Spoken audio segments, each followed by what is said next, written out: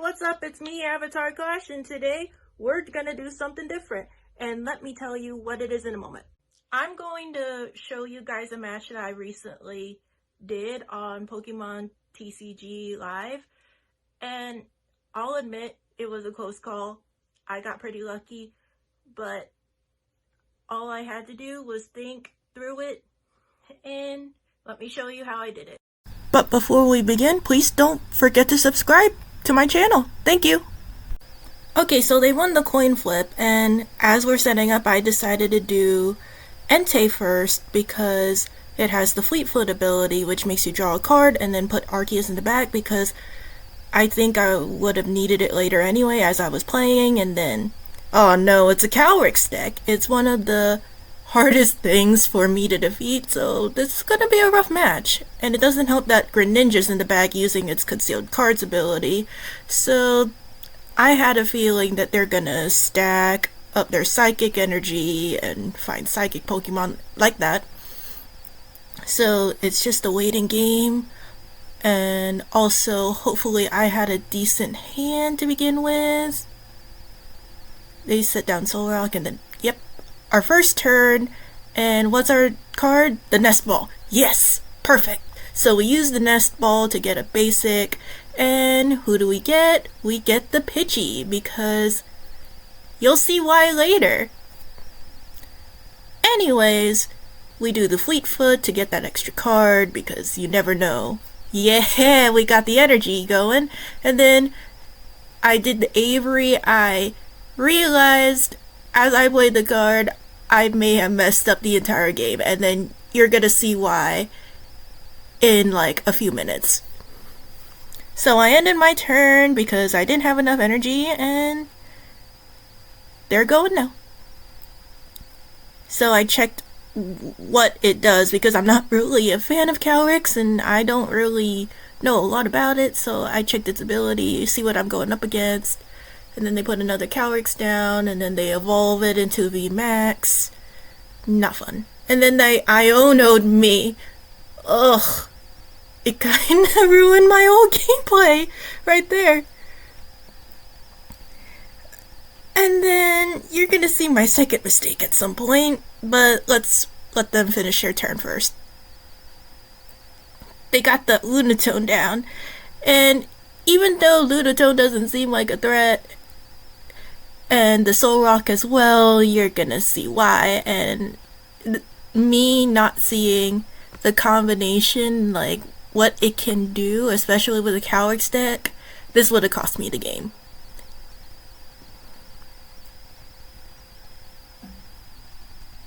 Alright, so it's about waiting for what they're gonna do. And as I'm waiting, I'm like, okay, I gotta think of my next move.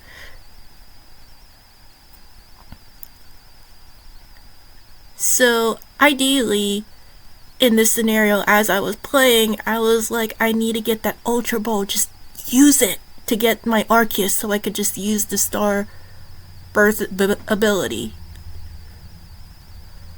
And we're waiting. There we go, we just get that 10 damage. I don't know what that was gonna do. At that moment, I wasn't thinking clearly. And what I ended up doing was getting the... I had to pick between these supporters, but I kind of backed out of doing boss order last minute because I didn't think about the consequence of doing it. So yeah, I ended up picking the Arwen card because of getting 2 extra things, like the rare candy, because that would help me, and the choice belt, just to see if my strategy will pay off in the future. I don't know, so I ended up doing that.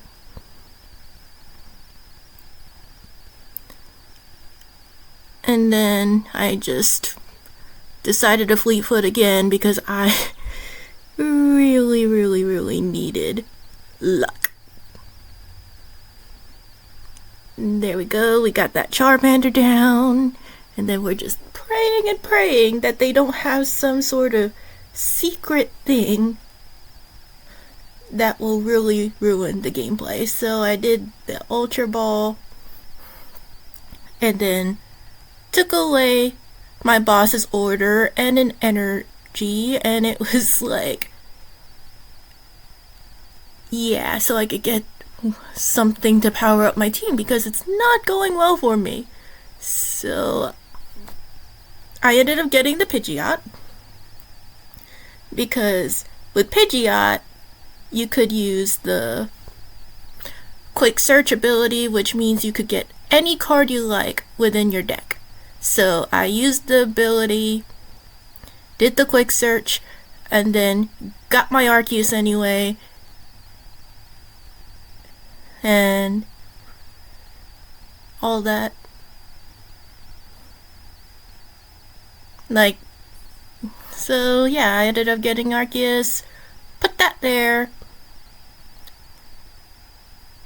and my dumb self decided to be like, oh, let me wait next turn.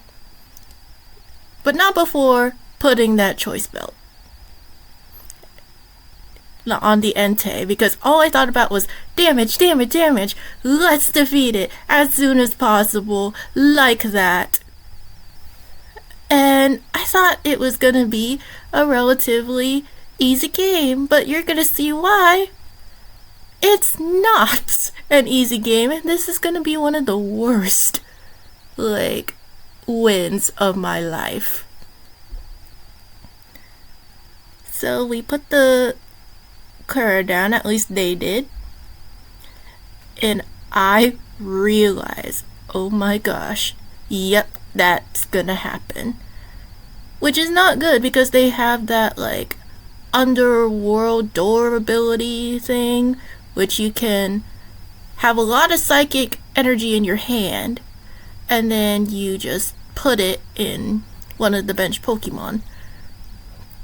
So they just keep on stacking the Calyrexes, and that is my worst nightmare. And then it's just a waiting game with this deck. That's the thing with this opponent deck, especially a Calyrex and really any psychic type deck, because it's just like you have to wait until it's your turn. And so now it's my turn, and so I just realized that there's a path to the peak. So I am kind of instantly regretting my decision of not using the boss's order, because I was like, they could still use their ability because of that Lunatone during the game. So I was like frantic and just doing anything I can to increase my chances of winning. It just was like, my heart was racing the entire time. So I'm like getting that switch and choice belt and praying, hoping for the best. So now, as I'm hoping for the best, I'm trying to do the best decision, which was to attack, hoping that they do not take out my Pidgeot before I can use its attack so I could get rid of the path to the peak. So it's just a waiting game, and they judge me, so yeah, let's hope I have a good hand. And I do. I got 2 energy cards, and my next step of attack, once I get the turn, will be to attach the energy to the Pidgeot so I could get rid of that stadium. Granted, they will have the ability to one-hit KO my Pidgeot due to the underworld door ability thing, because the max Geist on the Calyrex depends on how much psychic type energy is there. So yeah, it was a nightmare to have that path to the peak on the board, and then the fact that it didn't work on the opponent purely because of that Lunatone, it was horrible having to sit through these turns.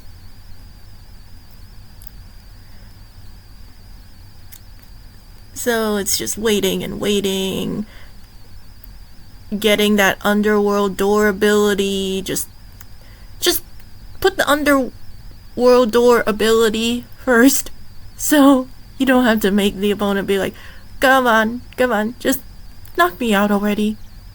You have enough energy just to do that, so yeah. Just have to wait and wait, which I do not like about psychic decks if I did not say this enough. Then they retreat, go to that Calyrex, and then bam, they decide to attack me.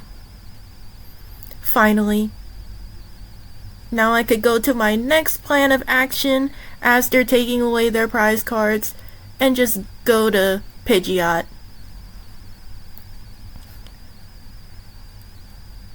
Unfortunately, all I could really think about doing this turn was just getting rid of that Path to the Peak, and then I have a relative chance of winning.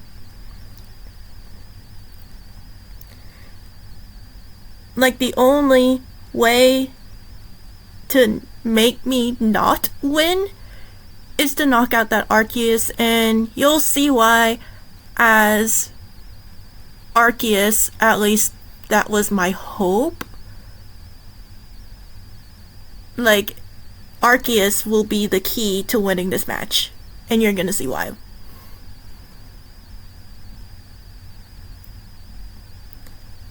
So it's just a waiting game with the underworld door ability, and then how much psychic type energy stuff they have in their hand.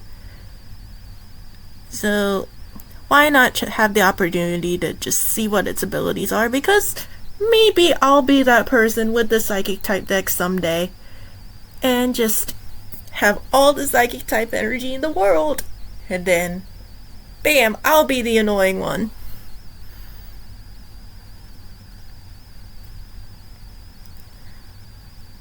So it's you're gonna just observe them waiting and waiting, or at least I'm waiting. So they finally do the concealed guards on the Greninja just to get more chances of winning, I guess, if they are running out of cards to use. So it's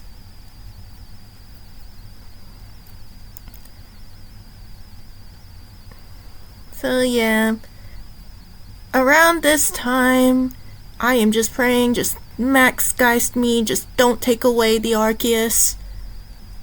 And then they have that Ultra Ball, and I just was curious about what they're gonna do with that. So yeah, they're using the Ultra Ball, taking away some cards from their hand, and they get a Espeon V. I didn't know how that will be helpful, but they did that, so it's a matter of waiting to be max geisted. And then they do, taking away my Pidgeot, which is the best case scenario.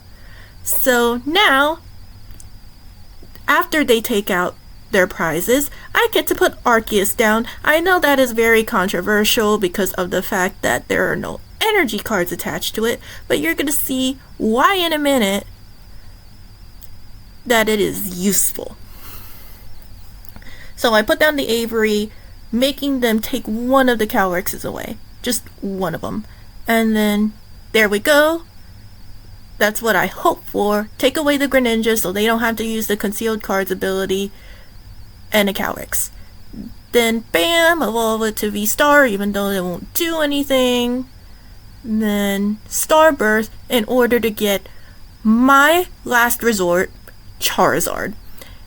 And then it was kind of hard to pick the second card, but I ended up having to use one of the trainer cards because it increases my chances of winning. It's a matter of picking which one.